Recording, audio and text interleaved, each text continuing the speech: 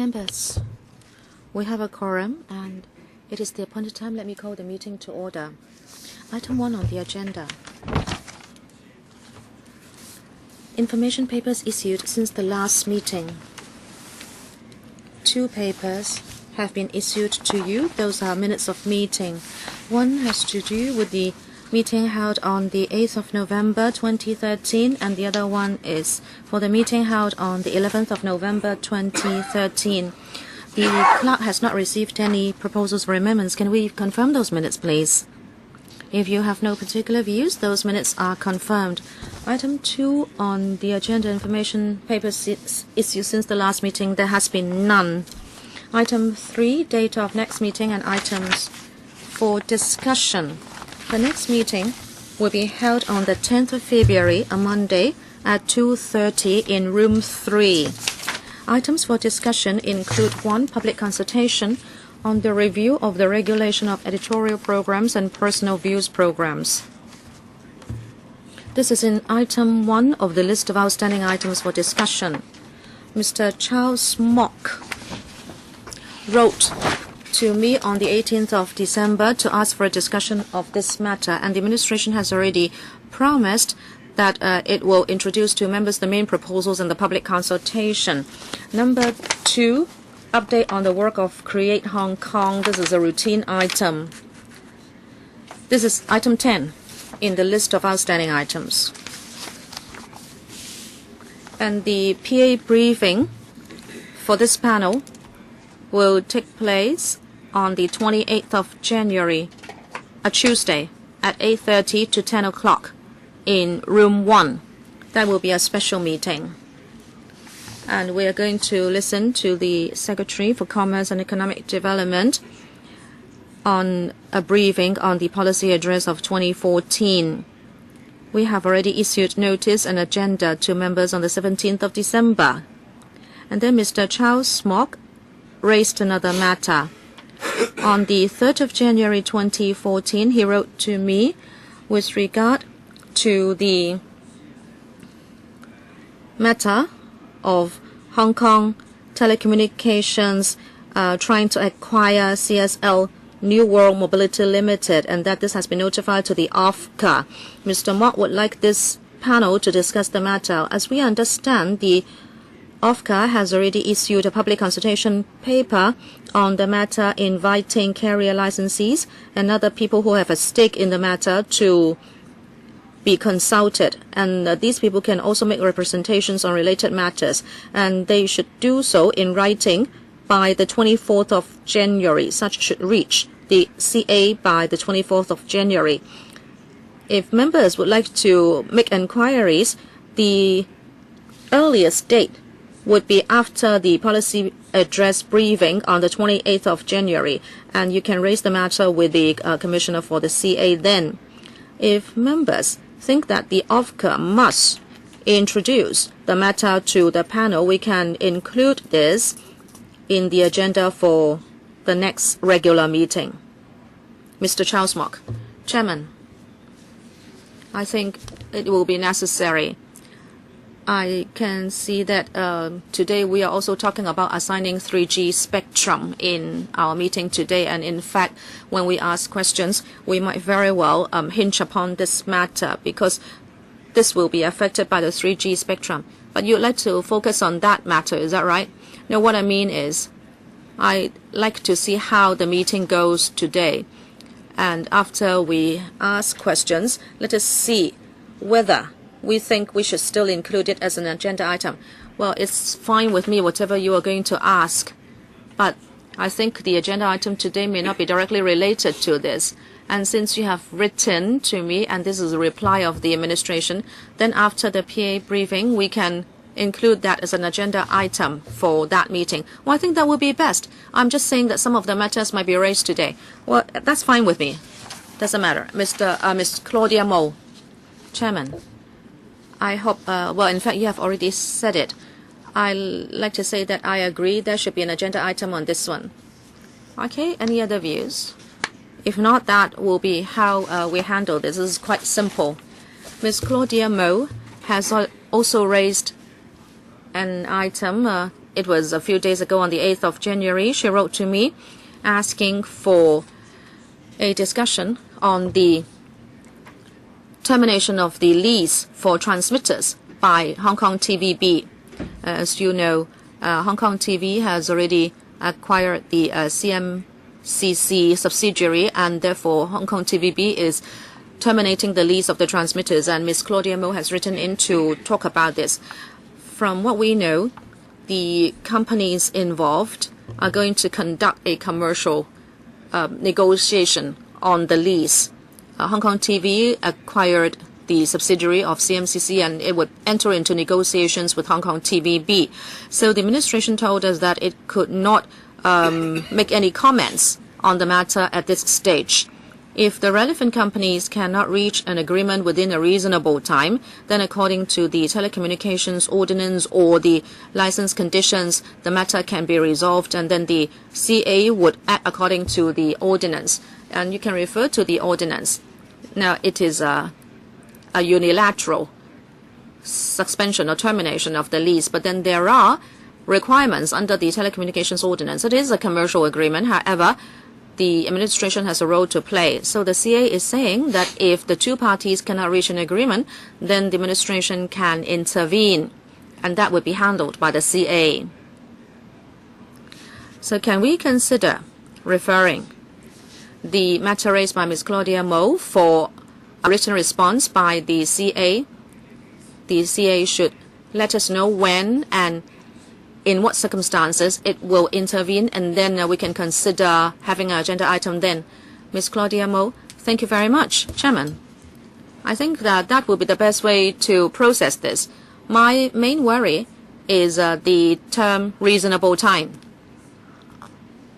What do you mean by not being able to reach an agreement in reasonable time? Hong Kong TV would start broadcasting on the 1st of July, but what if TVB says, I would talk to you on the 1st of August? Okay, we'll let the CA respond in writing. Now we'd like to go into agenda item number 4, which is a discussion item, and that is arrangements for the frequency spectrum in the 1.9 to 2.2 gigahertz band upon expiry of the existing frequency assignments for 3G mobile services. We'd like to invite the administration team to come in, and the team would include people from the CA as well.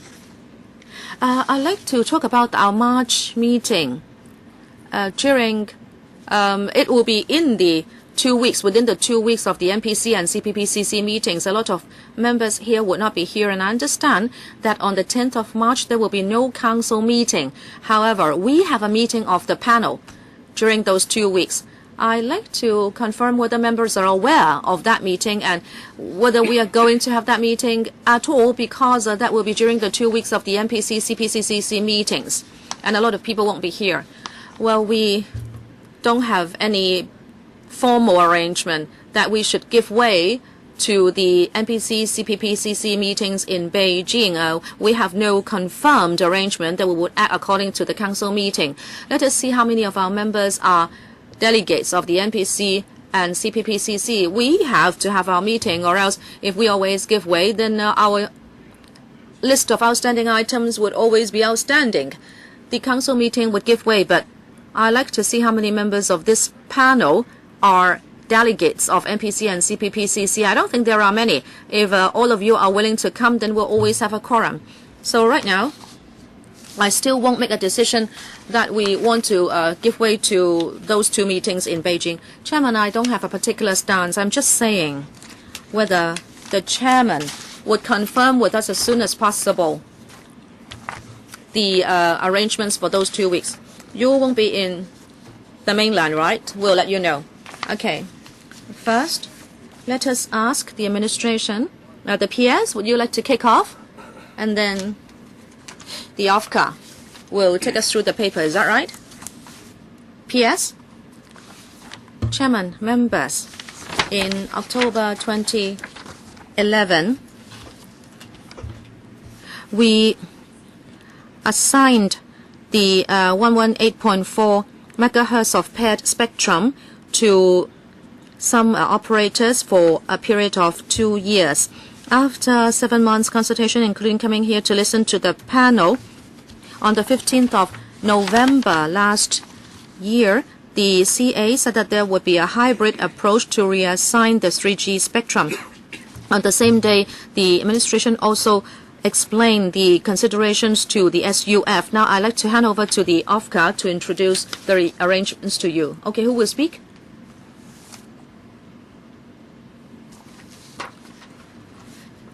Chairman, I will use a PowerPoint to introduce to you the contents of the paper. As the PS said, the CA would adopt a hybrid approach to reassign the 3G spectrum, meaning that the 4 incumbent 3G operators will be offered the right of first refusal for 2/3 of the 3G spectrum. The remaining 1/3 will be reassigned through auction. If any of the incumbent 3G operators decide not to exercise the right of first refusal, the available spectrum will be pooled for auction. At the same time, the SCED has considered that it is appropriate to set a reserve price of the re-auction spectrum at $48 million per megahertz. The spectrum utilization fee of the right of first refusal or RFR spectrum at the higher of Hong Kong, $66 million per megahertz, or the average of the SUF of the re-auction spectrum, subject to a cap of $86 million per megahertz. Before I talk about the impact of the hybrid approach to services, I'd like to talk about the existing regulatory and market landscape. Actually, the mobile service started in the 1980s in Hong Kong, and in fact, starting from that time, the mobile service market has been fully liberalized. In other words, there will be no limit on the number of licenses and also no limit on foreign investment. The only limit is that if there are newcomers who would like to join the market, they have to wait when we reassign the spectrum before they can join. But at the same time, as you know, mergers and acquisitions take place from time to time. And in the circumstance, the number of mobile network operators and arguably the extent of competition could be reduced post-transactions. Because of this, the CA finds it imperative to facilitate rather than foreclose competition when it exercises its statutory functions. In this chart, you can see 5 mobile carriers services licensees, and altogether they have been assigned 572 megahertz spectrum, providing 2G, 3G, and 4G services. Today we are talking about the reassigned spectrum. They are in green, and it amounts to 1/5 of the total spectrum. I like to say that all the spectrums here are assigned on a technology neutral basis. In other words, operators in view of market circumstances can change to 2G, 3G, 4G services without prior approval from CA. The spectrum is a scarce resource. So when they provide mobile services, they need to pay the spectrum utilization fee. And these are our recent auction dates, the frequency involved, and the SUF. So we see there are highs and lows. Some are close to the reserve price, some are very high. For example, in 2011 March, the SUF was 97.6 million per megahertz. It was bid by Hutchison. So the data usage, mobile data usage, when we had smartphones introduced in 2007, we saw rapid growth. And recently, the average user per month uses more than 954 megabytes per month. Mobile data services can be delivered on 3G and 4G networks. The majority of users, subscribers, are using 3G handsets. We have 9.6 million used subscribers. So on 3G, each megahertz needs to serve 55,500 subscribers. Regarding 4G, they have 1.8 million subscribers, and they only serve 1/8 the number of 3G users. So because of this, during busy hours and busy districts, the 4G spectrum has sufficient capacity to deliver mobile services. Of course, a lot of public say that along the MTR, network congestion is particularly acute, and I'd like to explain it's because the mobile network operators, even though they have a lot of 4G spectrum, but in fact they have not used the spectrum to provide a service. So in other words, the MTR only has 2G, 3G spectrum. Now, even though some of the spectrum is 4G, but it's not as much as the outdoors, so there is more congestion. I'd also like to say, what's the impact of hybrid option on service? The government had engaged a consultant. The company is called Network Strategies.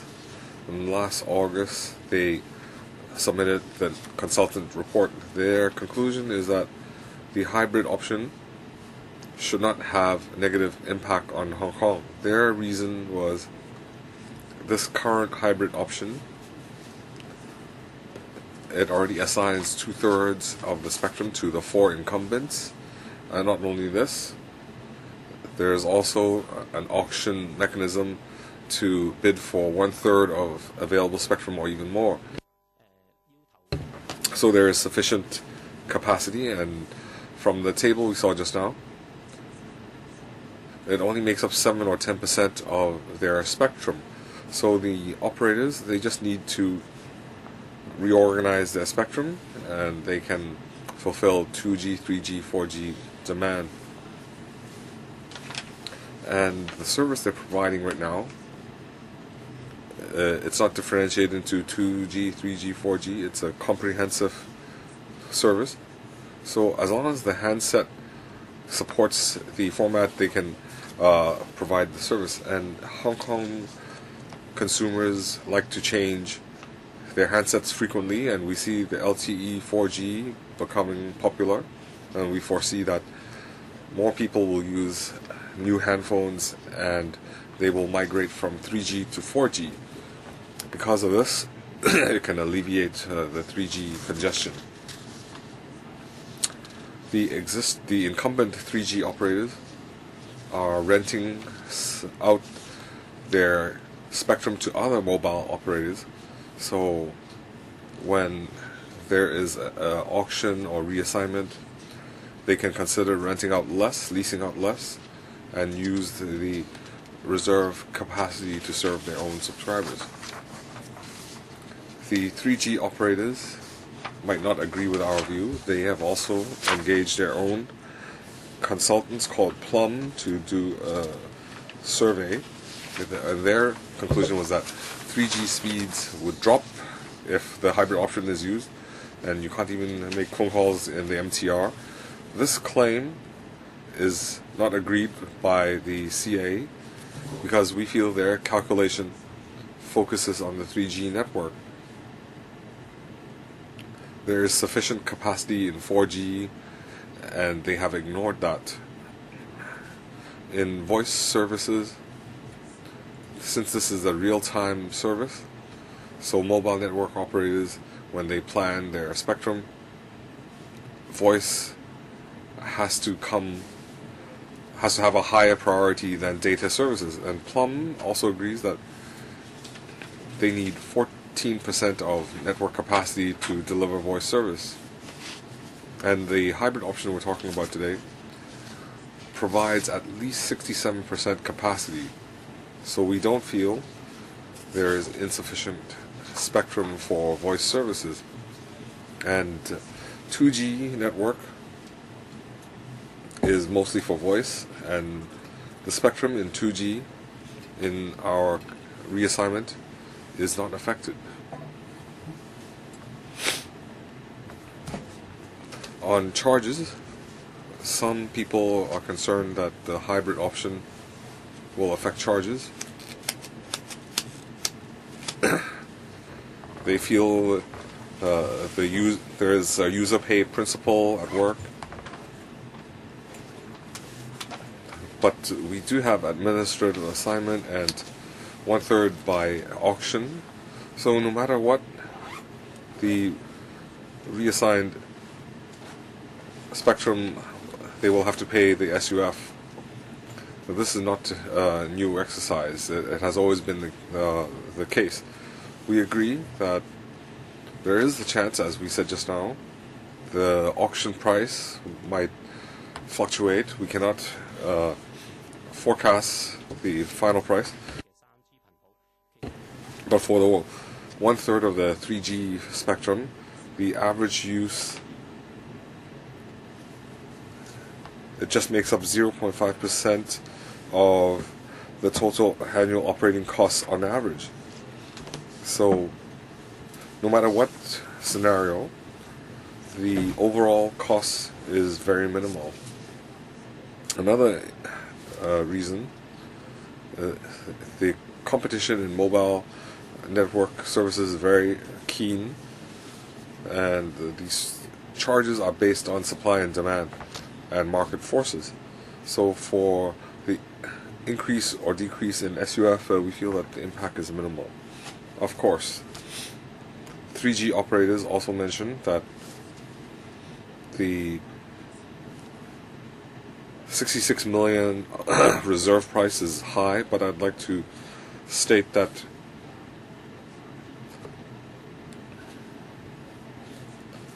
the lower limit of the SUF for the RFR spectrum at 66 million per megahertz is reasonable, as it's derived from the actual fee payable by the incumbent 3G operators.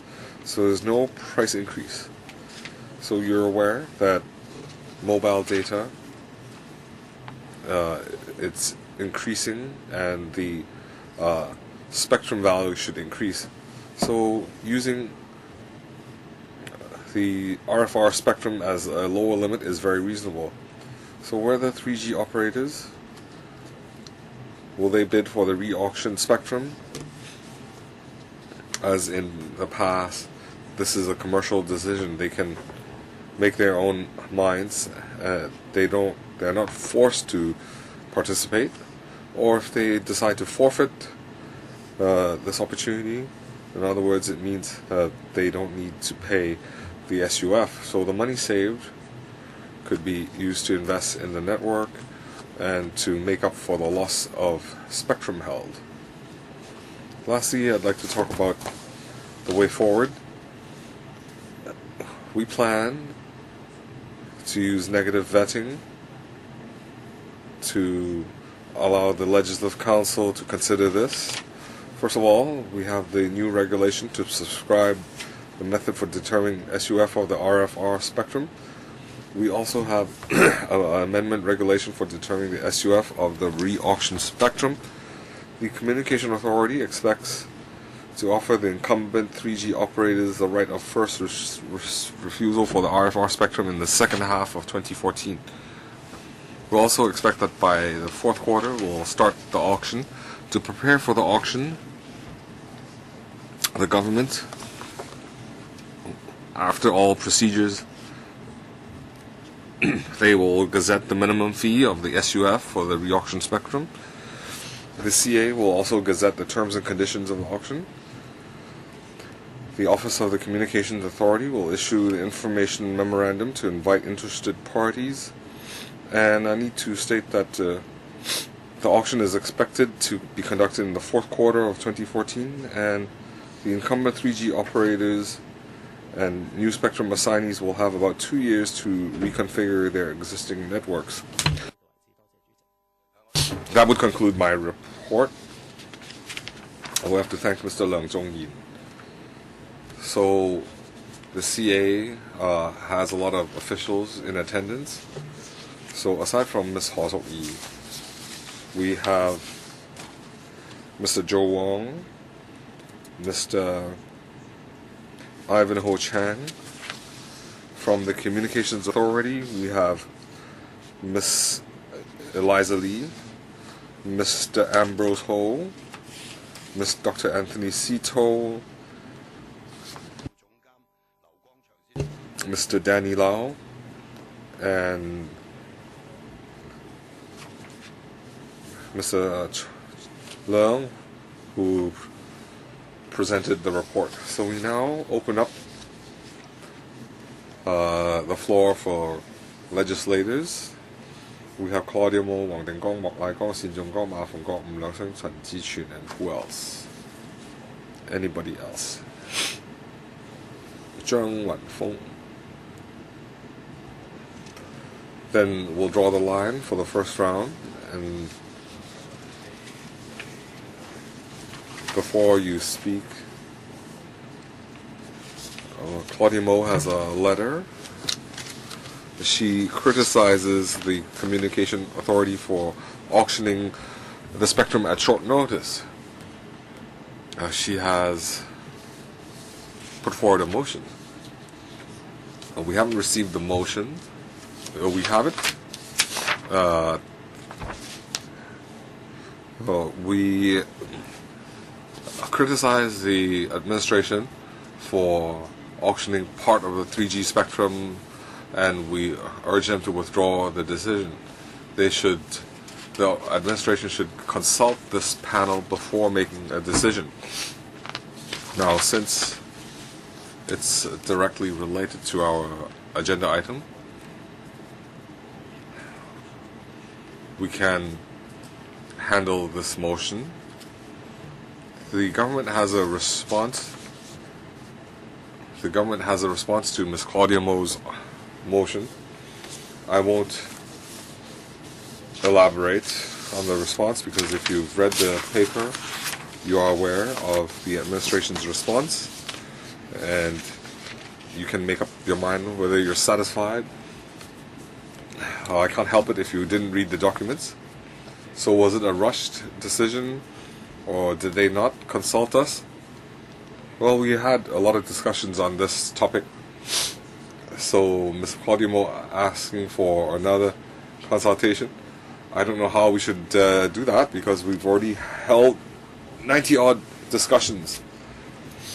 But since your motion is related to the agenda item, we can vote on it after discussion. And if you've read the documents,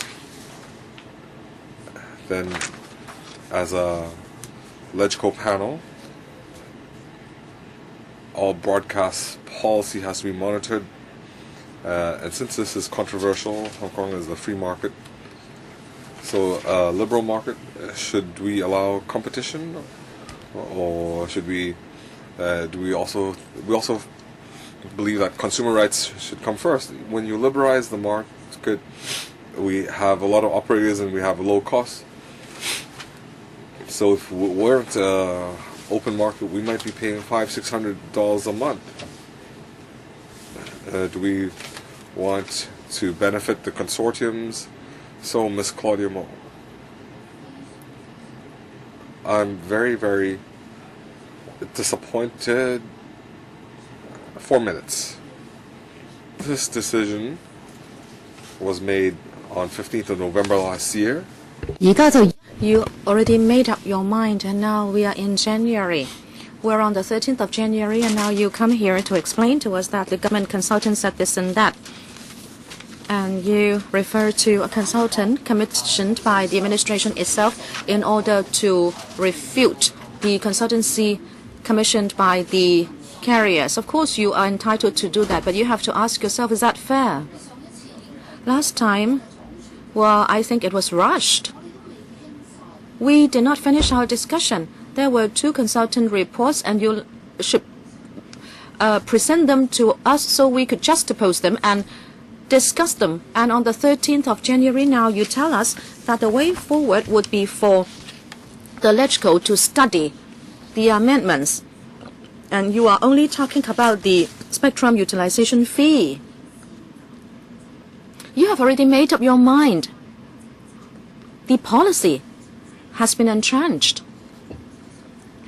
Unless the incumbent operators will take you to court for a judicial review. So you have no respect for this panel. You said you have asked us many times, you consulted us many times, but I joined the council only in 2012. I don't think I have been consulted many times. We have not been given a chance to study the issue. What is most important is that you are making this change and we are migrating to 3G, from 3G to 4G, and I have just learned this English word churn. The fee would be certainly transferred to the consumers. It will be unfair to them. Just now you said that Hong Kong people always buy new handsets, but we are talking about protecting the environment. You don't want people to throw their handsets into the landfills. I hope that you would really consider the business operation. You say you are opening up the market. This is subject to auction. Of course, that is the highest spirit of capitalism. But is that fair? Ms. Mo, are you asking a question or are you just pausing? You have 4 minutes. Please ask the question. Is it fair? Is it fair? That is your timetable. It is rather rushed. And unilaterally, you are criticizing the operators who are not present here. There is no exchange or dialogue between the two of you. And then the operators will be complaining to us.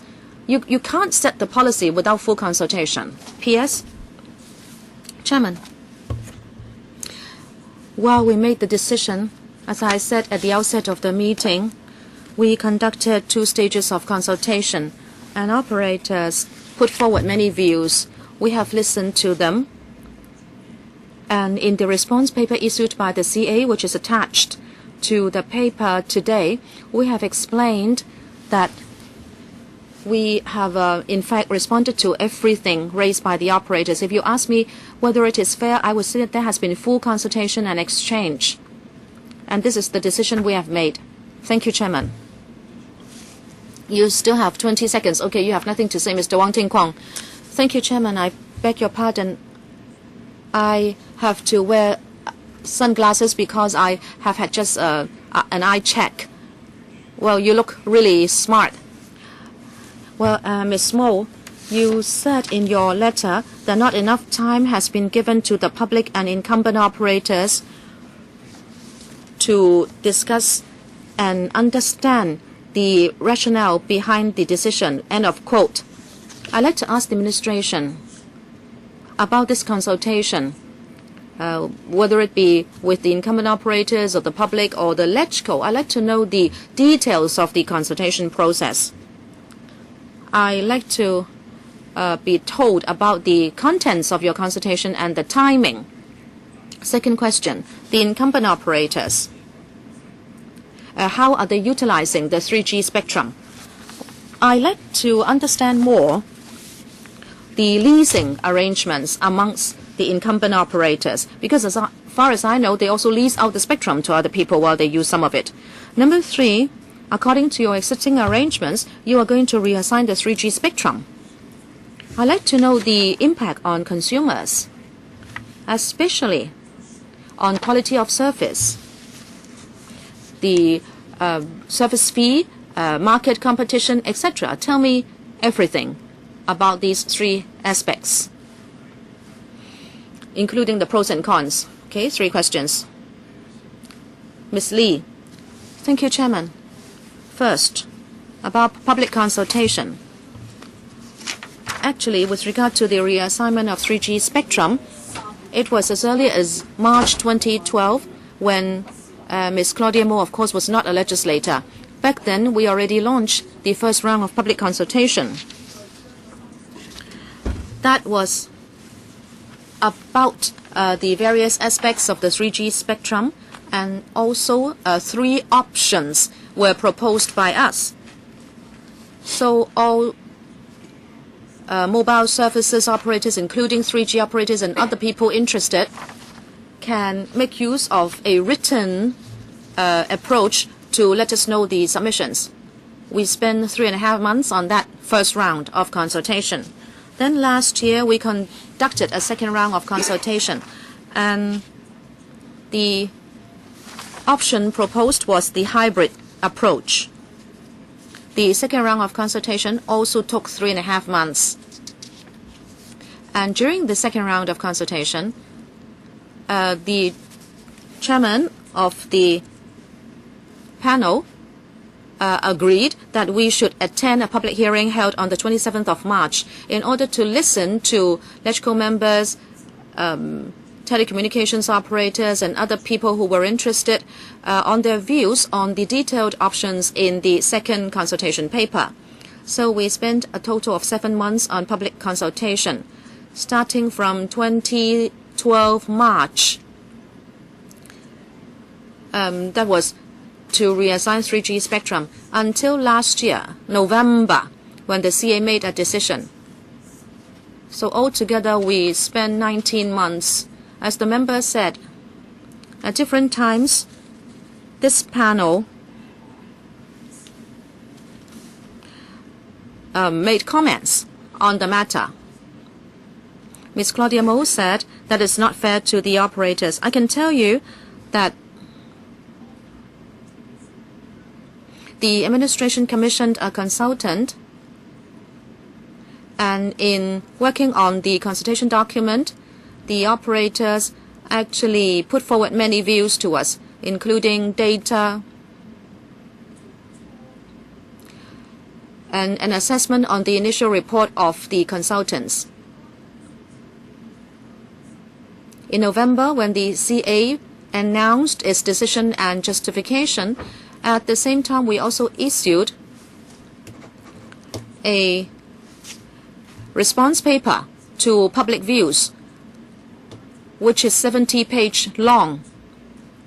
We assessed the consultant's report, and also we used our justification to refute the Plum report point by point. The Plum consultant was commissioned by the 4 operators that have been uploaded to the net in December, but Ms. Claudia Mo wrote in on the 18th of November asking the chairman to regret us. But it is only today that we could have time to come to this panel to talk about the assignment arrangements for 3G spectrum. This is not something within our control. This meeting is not including operators, but this is not our arrangement. I hope chairman and members will understand. What about the second question? Sorry, what was the second question? The usage situation of the 3G spectrum by the 4 incumbent operators, including leasing arrangements. Actually, through the 2001 auction, they have the same amount of spectrum, but as to the usage, it depends on the clientele enjoyed by each operator. Our understanding is that some operators can lease out their capacity to other people who are not 3G operators. Right now, there are at least 2, including CSL and Hong Kong Telecommunications, which lease out the capacity to CMHK. Information we got recently showed that Hong Kong T has capacity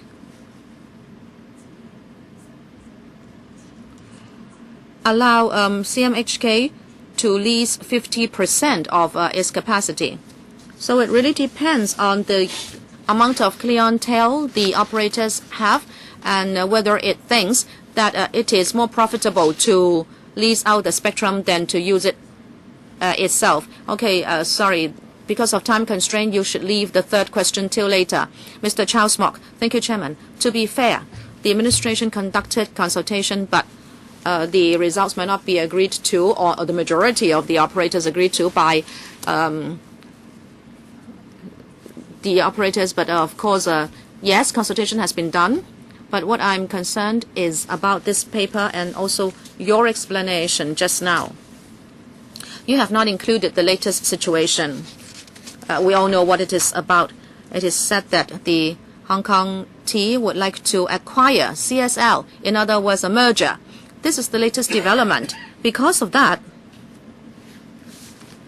the spectrum that can be auctioned would be more than expected, because some of it will be returned to the administration, but then in the end there will be less competition, because there are now 5 operators, but in the end there would just be 3 participating in the auction if the transaction goes through. We don't know. You are still consulting. There would be 3 months and for consultation. I'd like to ask you, very probably what you are talking about now will not be the last scenario, because the spectrum capacity and also the number of operators will change. You are not going to make a decision now. So would there be a possibility that the SUF will be changed because there will be less competition? But I don't know. This is something you have to look into. However, if you are going to carry this and in the end there would be some changes, then what you are telling us now would not be the same. Say, for example, the $68 million reserve price. Would there be a drop in that auction reserve? Are you thinking about this? And then what the public is most concerned is whether or not the transaction will go through. After this will happen, then it is about the fee to be paid by the average customer and also the performance of the networks, meaning speed. But I think this is regrettable in any case. You talk about 9%, 18%, etc., etc. But in your final paper, you no longer mention those figures. Maybe you think that it is difficult to quantify the situation, but the public would like to know. That is, after the reassignment of spectrum, what measures will be taken to help the operators to improve and to deal with problems, especially the MTR? What will you do? This is not just to help the operators, but also the public, because the quality of service should be enhanced. I'll stop here because of time constraint. The CA or the OFCA? I think the member has asked 2 questions. Under the Telecommunications Ordinance, the Hong Kong T is applying to the CA to acquire CSL. As the member said, this is being processed by the CA. We are conducting public consultation. The assignment of 3G spectrum has been decided by the CA. The 2 matters are separate. We have to do it step by step. The 3G spectrum's decision, as we explained, there will be some subsidiary legislation coming to LegCo for vetting. And the Section 7P acquisition will be decided after like 3 months. Then when we have a decision, we don't know whether there will be some impact or not on the telecommunications market. I can just tell you that these are 2 separate matters. As for the spectrum usage or utilization fee, maybe the PS can comment on this. As for the MTR, can I ask the Deputy General to say something? We have been talking to the MTR to see how we can allow the operators to go in there and to set up PlayStations. So what can we do to improve service? The Communications Authority document states that we see that 4G capacity is underutilized, and we see the service quality in MTR, because they are heavily reliant on 3G spectrum. So we have discussed with the operators on the use of 4G. We understand that MNOs and MTR in the recent months, they have agreed to expand 4G spectrum. They've already signed a contract, especially for new MTR stations. There are 9 stations where they will start deploying 4G networks. We have some dozens of stations.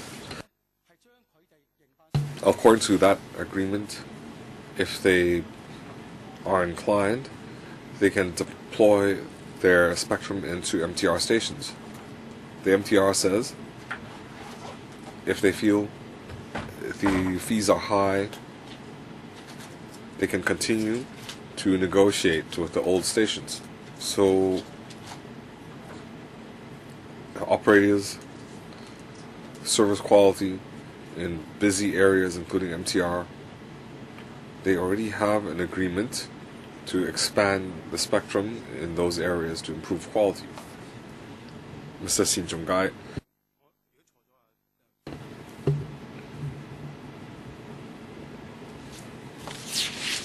So Hong Kong T acquiring the CSL, I assume it needs the CA approval. So if it's approved, we have one company purchasing another, but you will view it as two license holders. Is that assumption correct? So the original 3G spectrum,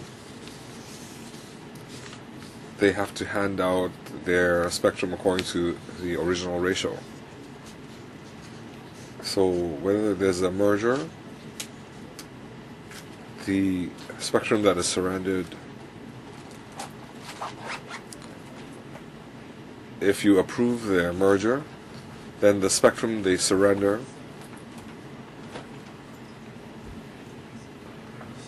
are you saying that one company has to submit a third, and are you saying that after the merger they have to still hand out a third?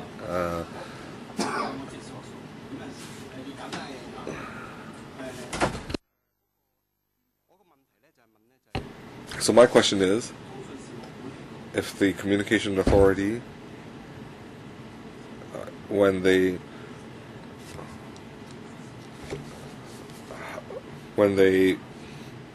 receive this spectrum, do they have authority to add conditions on the reassigned spectrum for lease or transfer?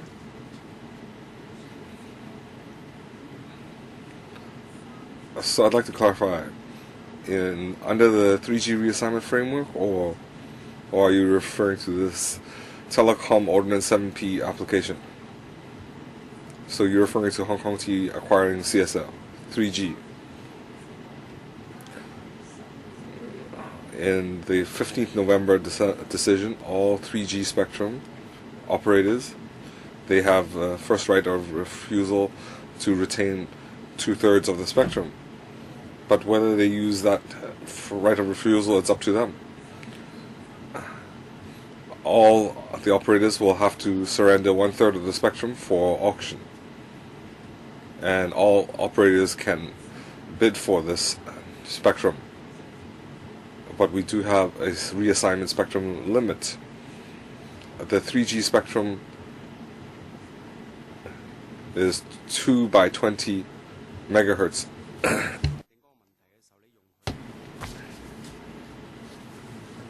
You said operators leasing other spectrum capacity. That's the MVNO.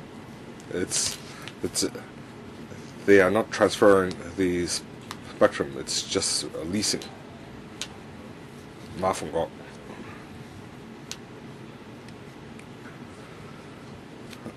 I support competition. I think the government wants to enhance competition so that there's better utilization of the resource. But we now have an acquisition case. It would reduce competition. I don't understand. I haven't read the Ordinance 7P. So ultimately, it might not help the public, and we might not fully utilize the spectrum. And then we have some colleagues who criticize the government. So regarding this acquisition, what policies do you have? So my first question is, the government needs to state its stance Uh, we have 5 incumbents, but if there's an acquisition, then we might only be left with 4 incumbents. So what's the government position on this? Second, the government report says that there's no impact on service quality, but when you drafted this report, there wasn't an acquisition.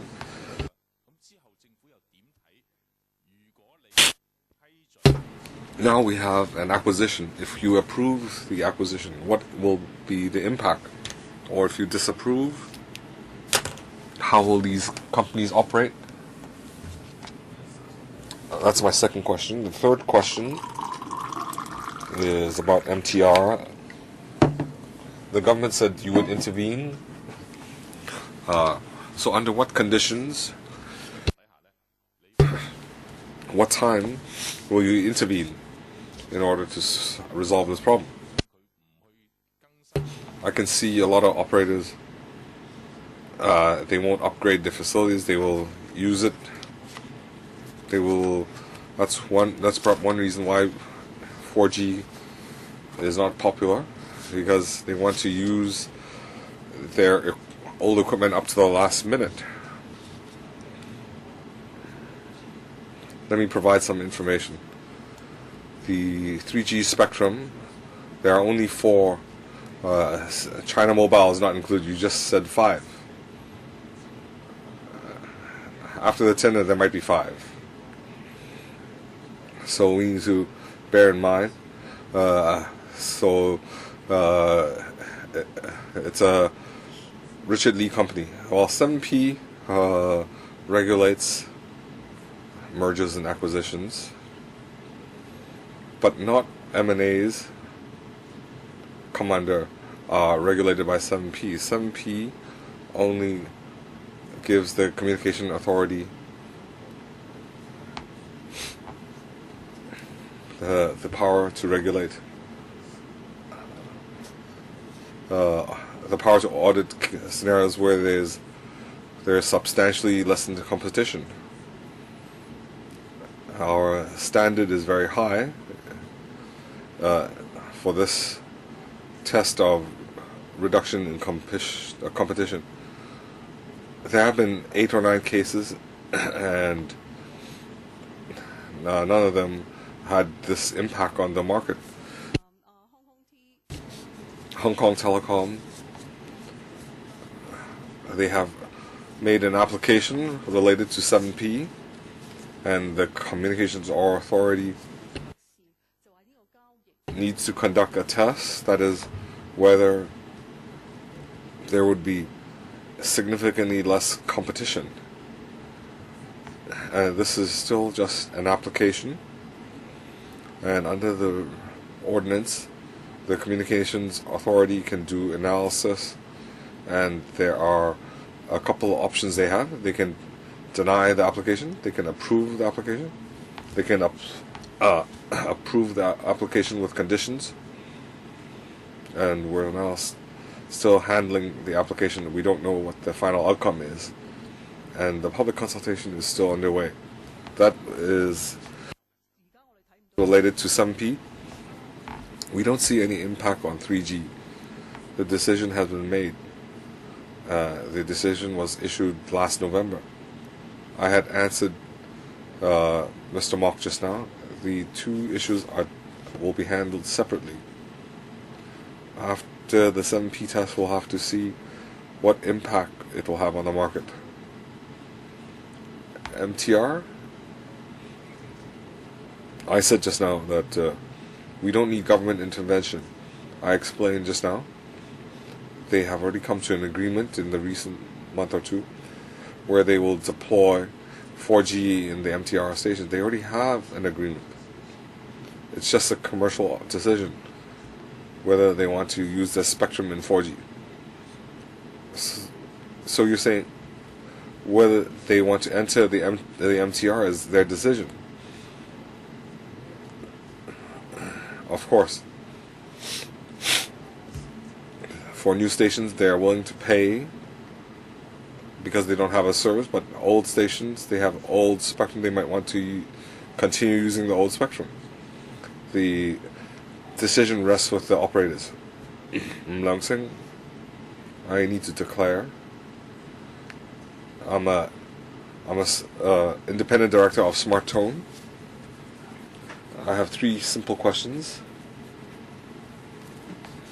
First, the consultation. You have been incorrectly criticized for having rushed consultation, whereas in fact you had already a detailed consultation. There are consultants working for the government. There are consultants working for the government and consultants of the operators.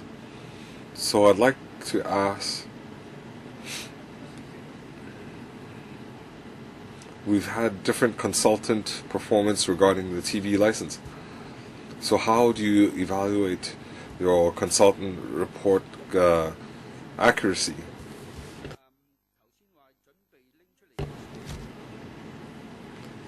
Referring to the motion, it has 2 serious allegations. In paragraph 3 it says, Ms. Claudia Mo says, there are double standards. One, open, we now have auction of 3G spectrum.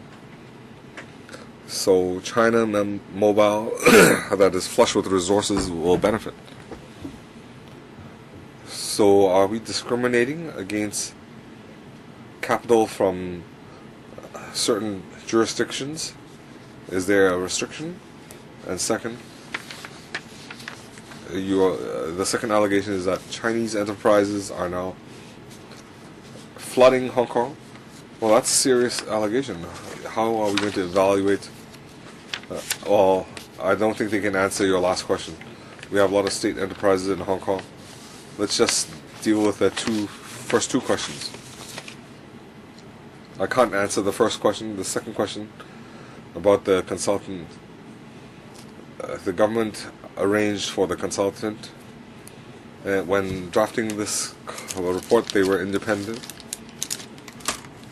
The sensitive commercial information, this was handled directly between the operator and the consultant. The CA was not involved. And after this report was published, all the sensitive commercial information was destroyed. So I think the accuracy can be guaranteed. I agree there was consultation, and almost longer than electoral reform. But it gives people the impression that there was a conclusion before the consultation, that you wouldn't make reference to operators' views. You already had your own decision. So I'm speaking from the user perspective. Will service quality deteriorate? Will prices go up? I see the government report is very optimistic. They say it will not have any negative impact. But the other consultant highlights a lot of problems, including MTR. We are aware that the MTR in busy periods, you cannot send WhatsApp, you cannot make calls. So, have the government consultant, have you done MTR studies? So, when the operators surrender 1/3 of the spectrum, will they not be able to bid for it again? You say that there will be more 4G users. I don't use 4G because it consumes a lot of battery power. So you cannot assume that even if we have a catastrophic situation in 3G, 4G will resolve the problem. You can't say that. So are you forcing the public to migrate from 3G to 4G?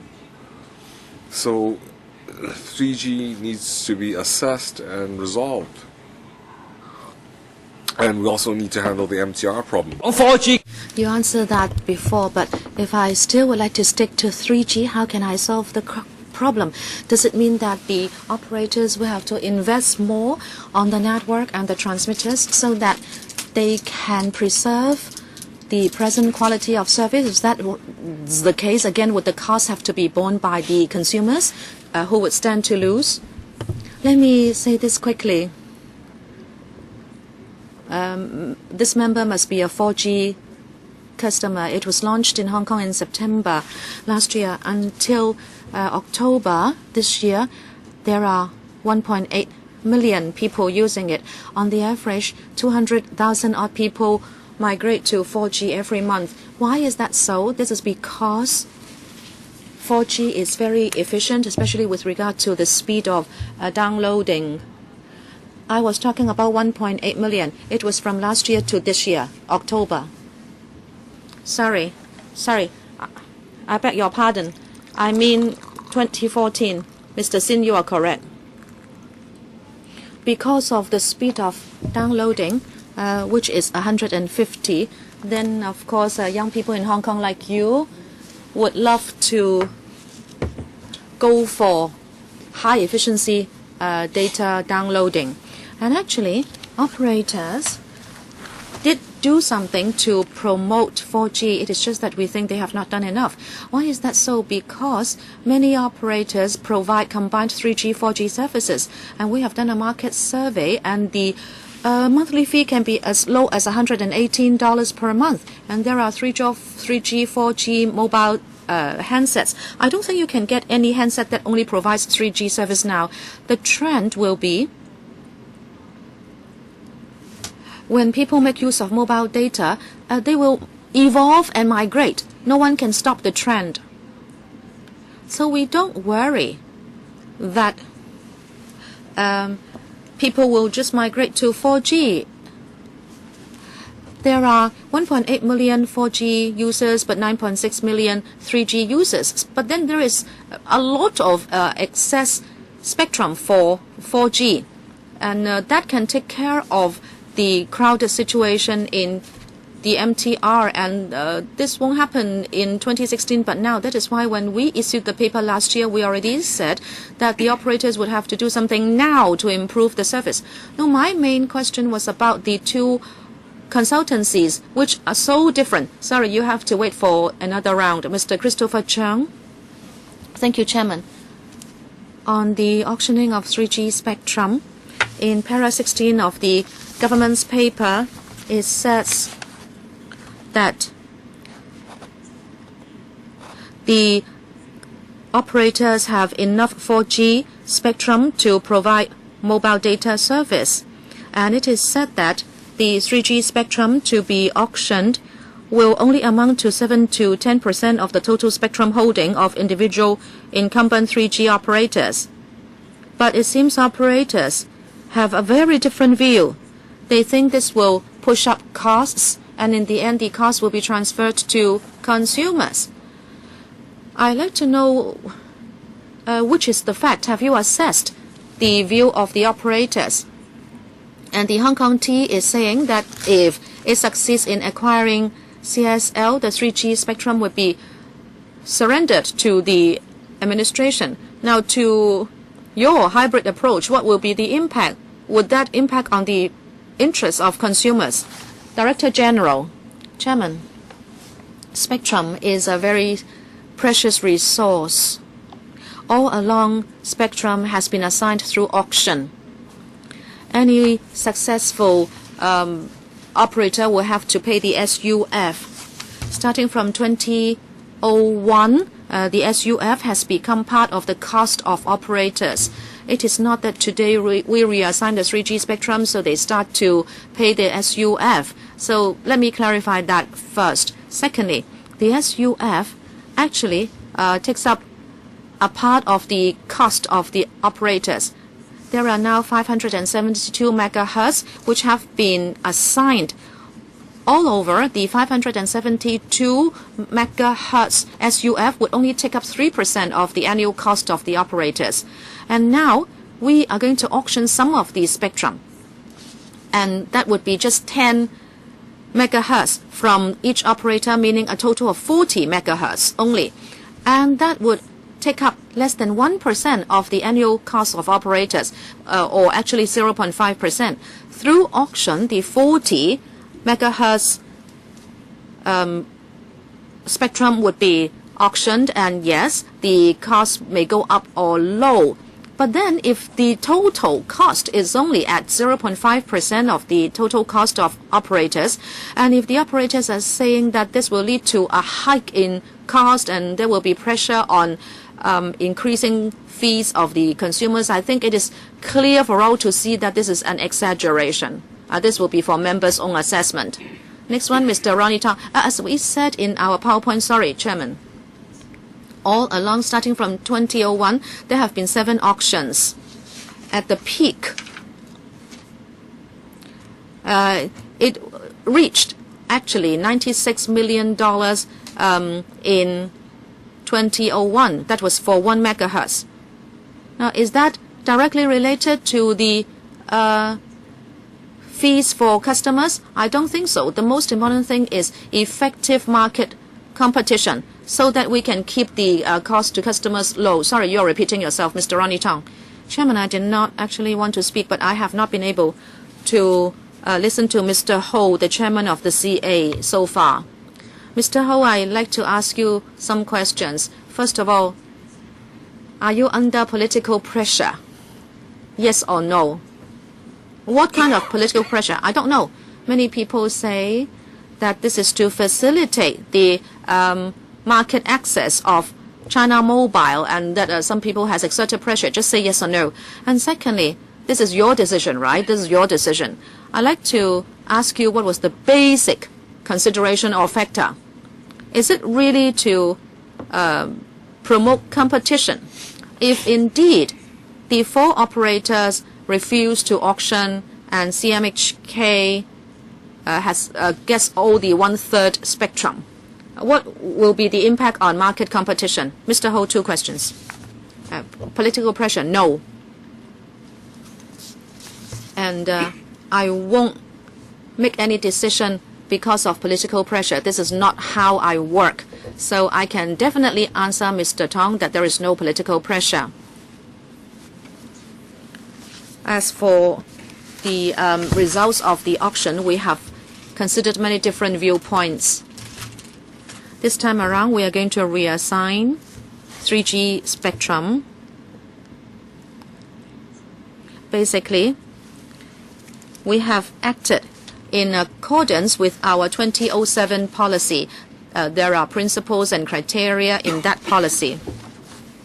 And it is clear in that policy that if there is competing demand, then basically we should allow it to be market-led. As you know, if everything is auctioned, then possibly some network providers may not be able to succeed at all. And there will be a great impact on the market and service quality. Therefore, on the one hand, we like it to be market-led, but at the same time, we have to be mindful of consumers' interests. That is why we have this decision. They can keep 2/3 of the spectrum by exercising the right of first refusal, but then 1/3 would be auctioned, and it will be success for the highest bidder. On the one hand, we can introduce competition, and we are not doing this for a particular operator. In fact, as you know, they already enjoy leased 3G spectrum. So are we doing this for the sake of a particular operator? No. Well, it has China, capital, etc. But in fact, whether you are from any country, whether the sources of your fund are from any country, we welcome you as long as you get the spectrum under a market-led approach. That's our policy. So after considering, you remember, We have the first, second, third options in the consultation paper. This is the third option. Because of time constraint, can you answer this? If the 1/3 spectrum is not auctioned by other operators and the CMHK gets it at the lowest price, will there be an impact on market competition? If CMHK has 1/3 of the spectrum holding, will it be that it has dominance in the market? Well, we have a cap of the spectrum that can be auctioned. That is 2/20.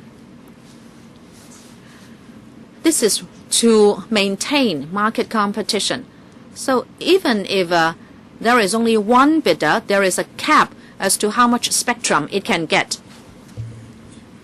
We have another item which will also be popular. There will not be a second round. Mr. Paul Chair asked to speak. I will allow him to speak.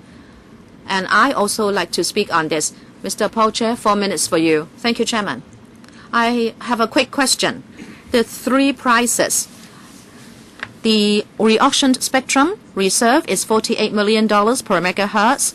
And then RFR spectrum, $66 million per megahertz. And the ceiling would be $86 million. You explained how the $66 million was set. I'd like to know more about $48 million and $86 million. So the range, the two prices in the range. P.S. The auction reserve, $48 million, has been set, having had consideration to a more heated auction. Would it be impractical because the RFR money is already $66 million? Well, no, as we explained, by 2016, we look at the total usage fee and then we average it out to 15 years, and that is a very reasonable price. But as to the auction reserve, you have to remember that there is an RFR that, of course, is valuable in that you have the right of first refusal. But then the auction reserve is set at $48 million, considering previous auction records. So we came up with this figure. As for the ceiling of $86 million, basically, this is to respond to the request of the operators who told us that if there will be no cap set, then it will be difficult for them to make a commercial decision, and we agree. After looking at previous auction prices and considering the highest price seen of $96 million, and of course that spectrum has a high efficiency, and of course so we think it cannot be compared to the present. Therefore, we multiply $66 million by 130%, and that gave us $86 million. Setting a cap at $86 million, is that an appropriate arrangement? Well, we set a cap, Chairman. It's appropriate because the final price will be set by the market. So from 60 odd to 80 odd million, that will be determined by the auction. And if they exercise the right of first refusal, the cap will be set at 86 million. We've set clear conditions so the operator will know what the maximum they have to pay. So we'll stop here, and usually as chairman I try to hold my tongue, but I'm very familiar with this topic. On the last term when I was chairman, I had already encountered this topic. At the end of the 90s, I had been engaged in this work. So regarding auctions and government policy, we have a lot of opinions. I'm against government's business collusion. So if the policy is collusion, then I will object to it. If you ask them to reserve 2/3 and surrender 1/3 there's no objection to. I have no objection to that. But if you require them to liberalize the whole market, then it might lead to chaos. But now we have the incumbents, and they might acquire another company. So Richard Lee is boss of one of the companies, and do you want him to monopolize the market? And everybody knows that I'm anti-business, so I'm very surprised that we have some legislators speaking on behalf of tycoons. I'm not referring to you. I'm saying some legislator. I'm not a Richard Lee fan. I need to disclose I have not received any political donations from him. We want fair competition. I think the government is not liberal enough. It's very simple. CSL is his. He sold it, and now he's reacquiring it. It's just a business. Money can be made. But the spectrum should be used very carefully. In fact, I find you're progressing too slowly. Why are you including 2G? Is anybody using 2G? You should make them use more 4G. So we're now talking about auction of 3G. So my stance is very clear. First of all, I'm against government business collusion. Second, we need to know where the spectrum is being used. All these operators, this only makes up 3% of their costs. We're now asking them to release 1/3 of their spectrum, and they're saying that it's going to drive up costs. I'm done. So we now need to handle Ms. Claudia Mo's speech. Ms. Claudia Mo's motion, as I read it just now, let me read it again. This panel criticizes the government for auctioning part of the 3G spectrum, and the administration should withdraw this proposal and consult the panel first. So you have this motion tabled, and we need to have more than half of our members agree to deal with this motion. And if the vote is passed, endorsed, then we'll deal with it. So let's hear from Ms. Claudia Mo first. So you want to vote on whether we deal with the motion first.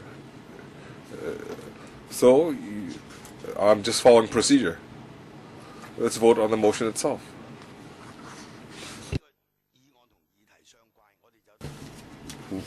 If this motion is relevant to the item, we need to have 50% of the vote to handle it. Or if you want to vote on it directly, that's no problem. I'm just telling you what the procedure is. I'm just informing you. If you say no, let's vote on it. We'll vote on it. Well, we don't need all this. We don't need all this rigmarole. So can any person put forward a motion and we have to deal with it? Yes. Yes. Well, if we agree, can we express views on the motion? Are we allowed a discussion? Chairman, I think the procedure you mentioned is appropriate. I support that. If you don't even talk or discuss about the motion, we just vote it down, we just veto it. But if we want to discuss, if we agree to deal with the motion, you need to give us time. Wang Ding Gong, the contents of the motion and the letter, if you've read that, well, I need to express my view. Whether I'm for or against, I still need to express my views. Well, you don't need to get all upset. We just need to take a vote. The next item, we only have 40 minutes left for the next item. So let's make good use of time. Otherwise, you only have 2 minutes. let's deal with it in 2 steps. Let's vote on whether we will handle the motion, and then you can either support or or not support the motion. Any more views? So Ms. Mo's motion is relevant to the agenda item. So if more than 50% want to handle the motion, then we can discuss and vote on the motion. Those in favor, please raise your hand. Let me read out the names. Ronnie Tong, Mok Lai Gong, Xin Zhong Gai, Mo Mang Jing, Chen Jixu. Those against, please raise your hand. 葛珮帆、何俊賢、黃定光、姚思榮、盧偉國、蔣麗雲、馬逢國。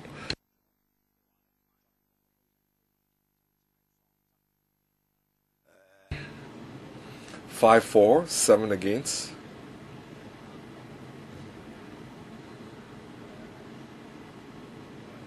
No abstentions. So we won't handle this motion. Next agenda item.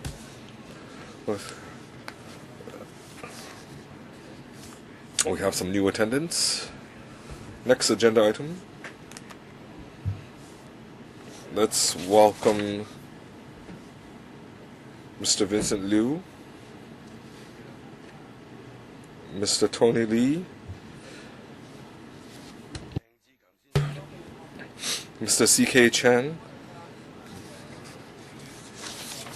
This item is about unequal sharing of multiple frequency network for digital terrestrial television services by Asia Television Limited and Television Broadcast Limited.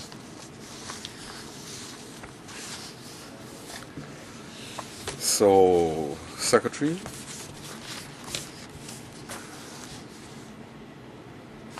Mr. Vincent Liu will take us through the paper. Thank you, Chairman. I'll take you through today's document. According to ATV, TVB, they had a regulation that the 2 TV stations had to unequal sharing of transmission capacity. They needed to share 4 channels.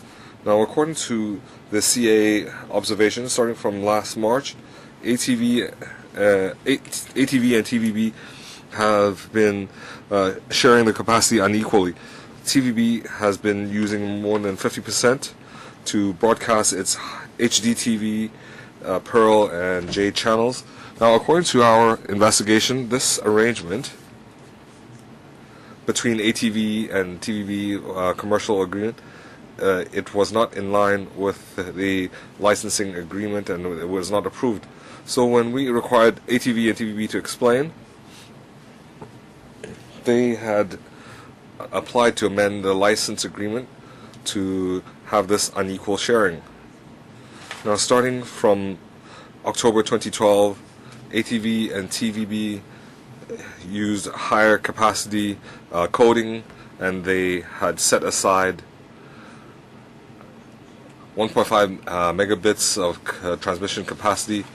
ATV said that they would still use standard definition to broadcast the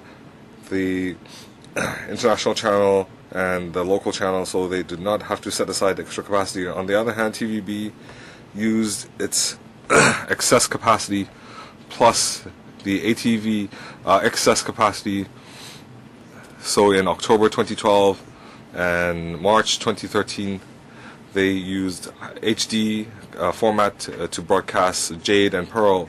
So when this occurred, ATV and TVB had made an application to the Communication Authority on this unequal sharing of multiple frequency network, and they wanted to regularize this. In the TVB application, they pledged that they would invest an extra $300 million to enhance HDTV as a condition for this extra capacity. Since ATV and TVB have contravened the licensing agreement, they had changed the multiple frequency, and therefore the CA had fined ATV and TVB $200,000 each. This is in accordance with the first offense, the maximum penalty for first offense of the broadcast ordinance. The CA has also considered the different factors and would confiscate the capacity of 1.5 million megabits and would assign it to TVB and allow the HD TV broadcast. This is just a temporary arrangement till 2015. So that is when the free broadcast license expires. So the CA had three considerations when making this decision. First of all, according to the broadcast ordinance, the CA is responsible for the efficient utilization of broadcast spectrum. Since ATV and TVB will not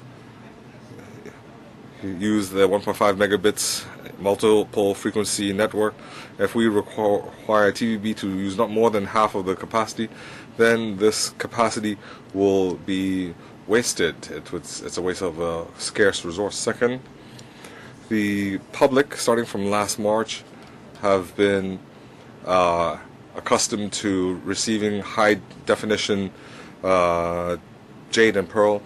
If we limit them to using not more than 50% of capacity, then pearl or jade will have to switch back to the lower grade standard definition. This is not in line with the audience interests. It might lead to more complaints. And third, TVB has pledged between 2013 and 15 to invest an extra $300 million in HD TV content. This investment will increase the diversity and quantity of HD content.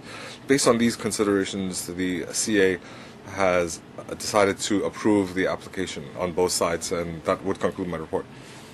So we now have three members speaking. Let me read Claudia Mo, Sin Jong Gai, Mo Lai Gong. Who else wishes to speak? Leung Kok Hong. Anybody else?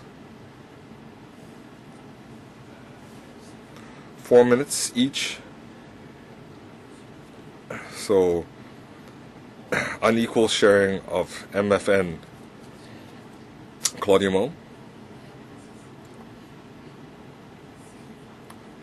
We are given the impression that they will be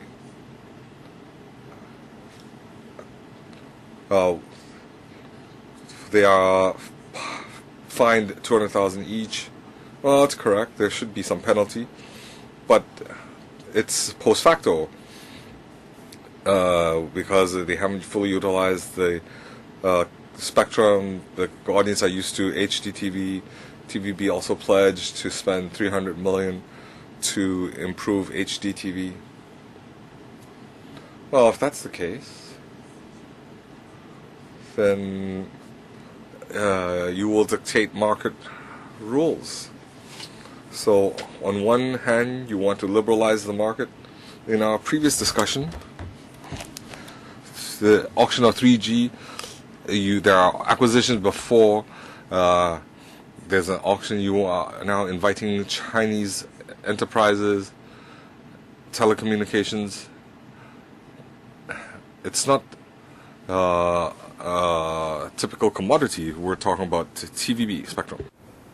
We are here talking about wireless spectrum, and you say when the licenses expire in 2015, then we can do something. So in a way, you are rationalizing what they have done wrong. In fact, by paying $200,000, if this sets a precedent, then in private I can always have commercial transactions, and because they can first do it and then be fined, and then it will be rationalized.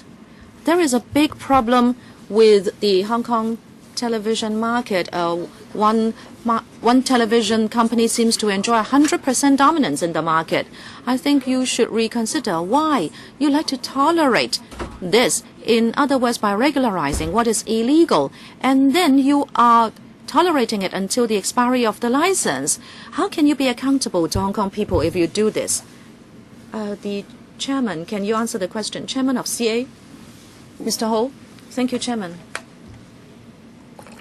Actually, they contravened licensing conditions, and we have already fined them.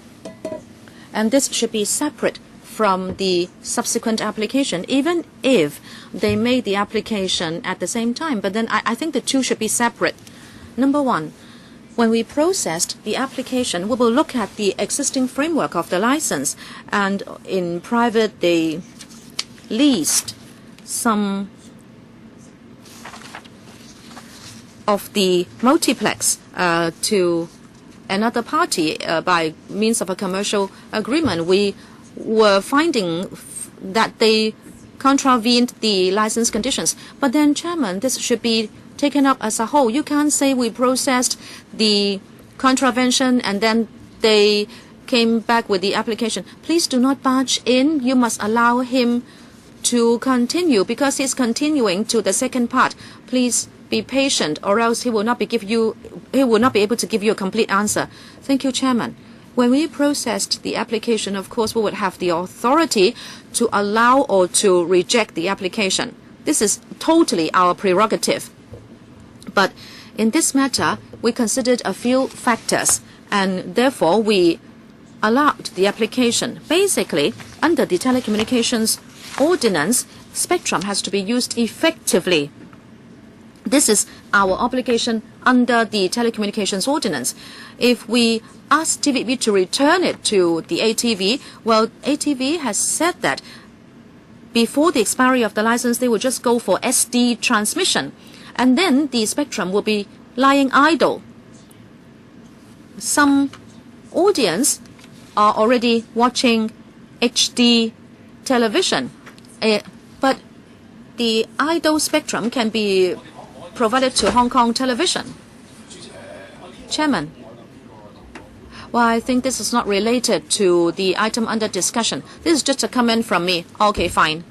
You don't have to respond to that comment. Mr. Ho, please continue. Chairman, in fact, I can answer the question briefly. The 1.5 megabyte or megabits per second transmission capacity cannot support any channel. So Ms. Mo says, can this be given to another operator? No. So, okay, I think your answer is clear. Mr. Sin Chung Kai? Chairman, my question is about policies.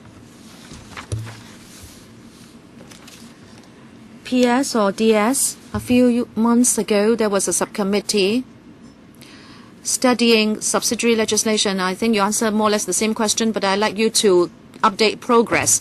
What about spectrum trading? In fact, I had wanted to ask the same question in the last item. I think it is related. You take back the spectrum and then you offer it for auction. This is about spectrum trading.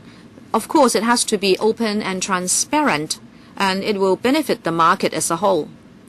My question for you is like this. This is related to telecommunications.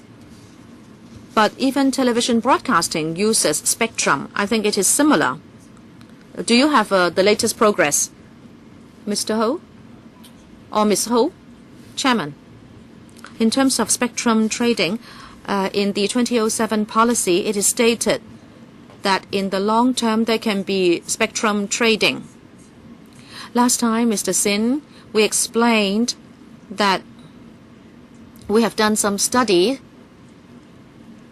but the issue is complex. This is for the next stage. Therefore, at the present, we have not got to the stage of giving serious consideration to spectrum trading, whether it should be done or how it should be done. But let me mention one point. The premise for spectrum trading is spectrum supply. In terms of telecommunications, you need to have a second-hand market. Our experience tells us that there is as yet no second-hand market. In other places, where there is spectrum trading, like in Singapore. I remember there was a period of 20 years where there was spectrum trading, but there were just a few transactions. And in the UK, if I remember correctly, there was only one transaction. So the premise is that you have to have a supply of spectrum. And the issue is also complex. After consideration, we'll certainly come back to report to members. But this is a chicken and egg question. You do not have a legal framework yet, and you do not have the rules and guidelines. Therefore, there is no second-hand market. Without your approval, people cannot do it. Or else, like ATV and TVB, they have entered into private agreements and they are fined $200,000. And so you have to let people know that that can be spectrum trading before it can take place. I know it's very complex, but do you have a timetable when this can be done? Or is it that you have decided you are not going to consider it in the next 3 years, but if you, Mr. Sin Chung Kai, ask me, that is the answer I will give you. P.S. We have the duty to continue with the study. But I cannot give you a timetable. In the short term, we will not be able to revert to members. Mr. Charles Smock. Thank you, Chairman. I wrote in asking to discuss this issue because I think this is a serious matter. Because the two companies have their own licenses and they have breached the conditions of license. It is not a small breach. There is monetary transaction and they have hidden it from you. It was only discovered by your investigation and then they admitted it. Of course, they could only admit it. I'm not saying that you have an enforcement problem, but I think there is intention to defraud. And apart from the telecommunications ordinance, I'd like to know whether there is possibility for penalizing them. Is there conspiracy, for example? Have other laws been broken? Mr. Ho, you are from the legal sector. Can you explain whether other laws have been broken? You have fined them $200,000, which is the maximum penalty under the TO. But how much money has been transacted in the agreement? They are not paying up. And whether they have broken other ordinances. Is there theft, for example? And you don't know the transaction amount. Would you also be able to ask them to cough up the amount? Because the agreement should not have taken place. And if this cannot be handled by this ordinance, should we be amending some laws? And last point, you are actually regularizing it. The message sent out is really bad. It seems you are saying as long as you have the money, you can do it. You said that some spectrum is lying idle and because of public interest, the other company can use it. So one company can monopolize all the resources as long as can pay. Even if you have issued so many licenses, ATV is surrendering some resources saying that they need less spectrum. And you allow ATV to operate. But has ATV already breached the conditions of license? If not, you have to explain. And if that's the case, I'm worried that the public would get used to just watching one station. And they would be used to watching HD. And when the licenses are renewed, the companies can say they like to revert to SD because they can choose to do it, and then the public will stand to lose. So you are now regularizing the issue, and you say you can process it again upon renewal of license. But I will worry that that will mean some pressure on yourself. Mr. Ho, have you heard the questions clearly? Is there conspiracy between ATV and TVB? Under the ordinance, we have the penalty clause. And as you can see, we have already handed down the maximum fine. I agree with you that it is a serious case. That is why we have gone for the maximum penalty, even if it is a first-time offense. And it is $200,000 each in fine. You ask whether we can apply other laws to this case. When we processed it, we in fact studied the telecommunications ordinance and to see whether there is a competition problem, and also under the broadcasting ordinance whether there is a competition problem. We found that this had nothing to do with the competition clauses of either ordinance. So basically, first, we believe this is a breach of the conditions of license. It is a serious case, and so we imposed a fine. When later on in the year we have to process the renewal applications, then all these will be considered, that is in terms of complying with licensing conditions and the law. Next one, Mr. Leung Kwok Hong. Chairman, times have changed, isn't it? You hosted an ATV program which was so popular many years ago. Right now, ATV is like a station operated by the central authorities. Can you go to ATV now? Can you host a program now? No way. I can't go to any television stations now, said the chairman. Mr. Ho, I heard you clearly. You said you imposed the maximum fine. But, come on. Can you not impose a $200 million fine? Raise it in the ordinance, $200,000. Well, just now I went to the Legal Aid Services Department. I wanted to take Jasper Zhang to court, and I was told to put down $800,000, but I'm just an average citizen. The Legal Aid Services Department said it could not help me because $800,000 is a big sum, and $200,000 is peanuts. I would say that you enhance it to at least $200 million, and the maximum should be $2 billion. Number two, the ATV should wind up altogether. You say this is the maximum penalty. Yes, I know we are a society with the rule of law. You cannot impose a fine exceeding the limit in the ordinance. But I would ask you next time, are you going to renew the license for ATV? It is using a public resource for private gain. You should not renew its license. Frankly, we are not driving at the core issue. The ATV is a station operated by the central authorities. This is criticizing Mr. Wong Yok Man and myself day in, day out, and we are not allowed to appear on ATV. So, Mr. Ho, be fair. ATV should wind up. If you renew the license for ATV in 2015, I will stop talking right away. But ATV is publicly making use of spectrum, which is a public resource for private use. This is the problem. It is bootlegging the CCP. And of course, it is blessed by the CCP, and it is touting this public resource. It's very bad indeed. It's just like working in prostitution. It is touting customers. I don't know how the pro-establishment camp can support ATV's operation. Frankly, those who have a public resource in their hands should act carefully. So it makes no sense talking about a fine of $200,000. If an organization has precious spectrum and yet sells it off, it should kill itself. It should commit suicide. Mr. Ho, a very simple question for you. You are a lawyer or whatever. Do you think this organization is worth a license? It has no credibility. It's such an organization that does not care about its face. So, Mr. Ho, say this. If it is not convenient for you to say publicly, write me a slip.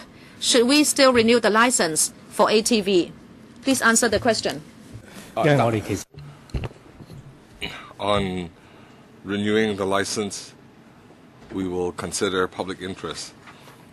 We have a hearing. Okay, Ronnie Tong. I just surfed the internet and to check how long Mr. Ambrose Ho has been CA chairman. More 2012 April, when the CA was established. So in your term, you have fined more than all the previous chairmen combined. Maybe it's because you're very enforcing the law strictly. Well, as Mr. Leung Kok-hong said, the fine is so minuscule.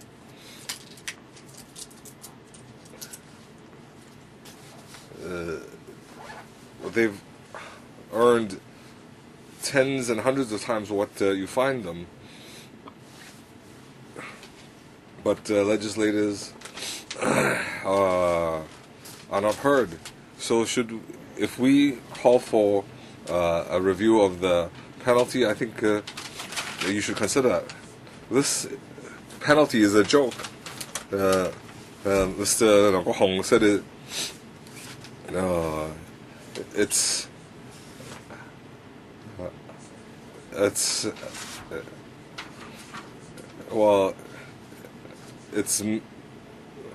it's a very minuscule. It's only about a couple of meals. It can only pay for a couple of meals in the mainland.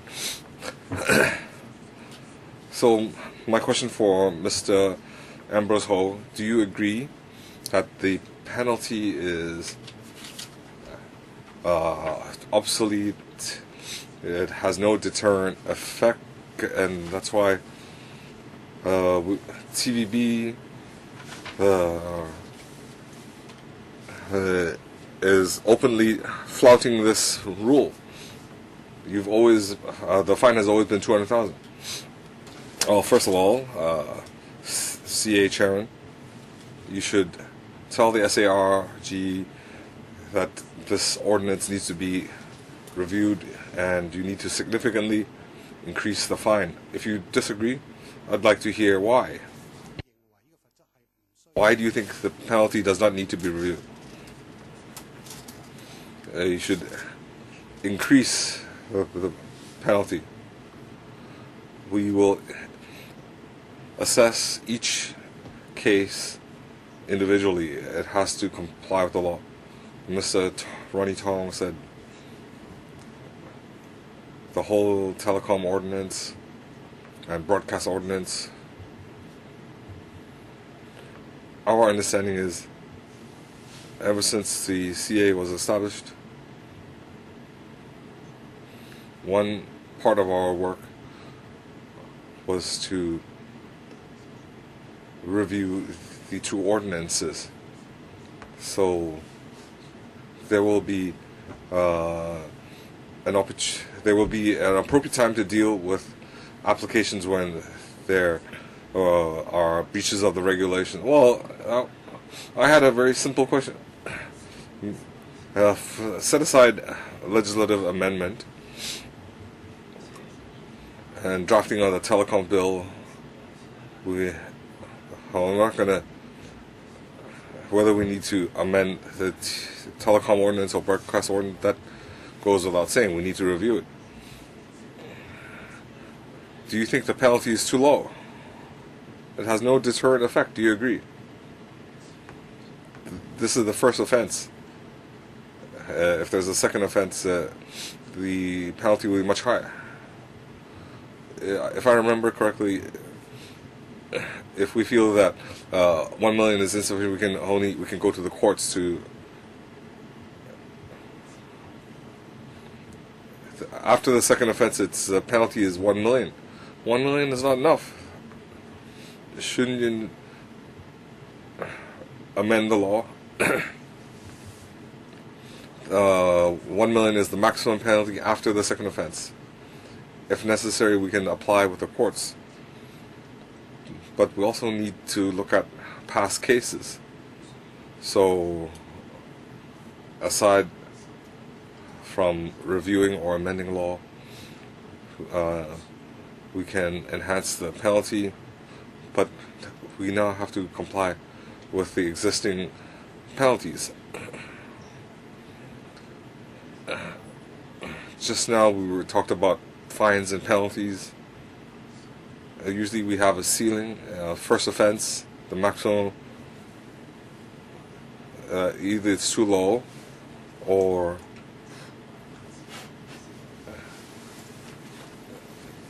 if you look at illegal guest houses, the ceiling is 100,000 and the typical penalty is 2-3,000. Are you aware that the transaction between ATV and TVB, how much was it? How much does this compare to the how much does the 200,000 penalty compare to the profits they made? The memorandum was between ATV and TVB was signed in January of 2013, and you said that you detected an abnormality in August. There was a discrepancy between their frequencies, and why did you only object in July 2013? Because of, according to the memorandum, if the CA or any law enforcement agency, if they detect abnormality, they have to surrender immediately. Why didn't you detect this early? 2 questions. The first question was about penalty. The second question was, Mr. Vincent Liu can answer the second question. In the first question, that's the highest penalty because of the seriousness of the offense. So you're saying if the penalty was higher, you would penalize it even more? That we would consider the highest penalty? Because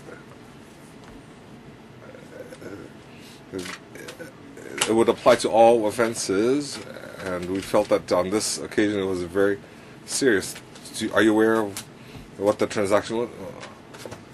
We cannot disclose that. Why can you not force the 2 companies to disclose the transaction? Well, the CA had penalized ATV, TVB because they contravened the licensing agreement. The agreement was they had to share a multiplex channel, and they had unequal sharing according to the licensing agreement. So it wasn't a transaction. So whether it's theft or burglary or criminal damage,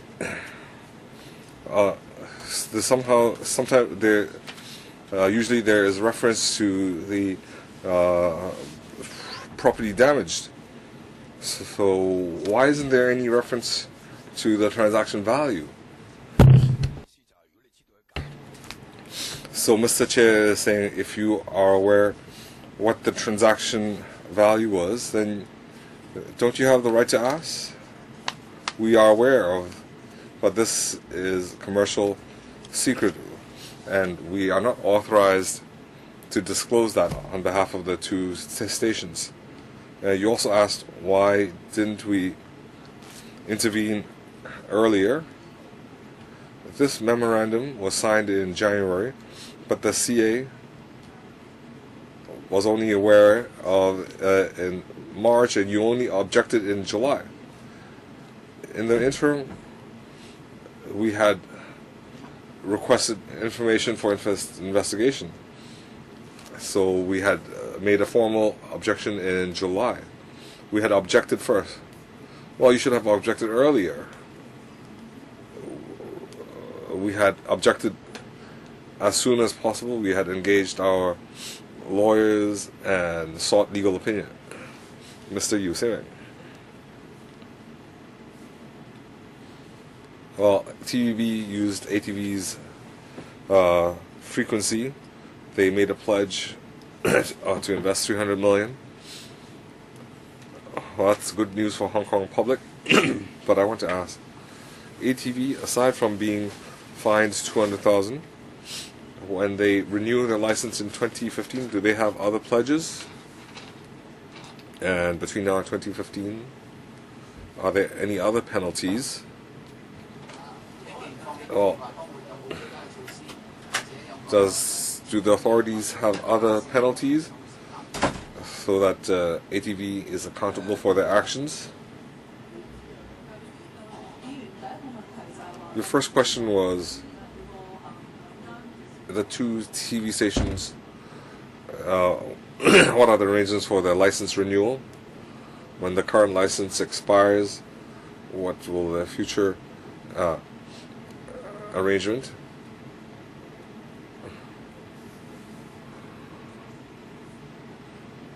This is something we will consider when they seek their license renewal under the procedures required by CE and Council.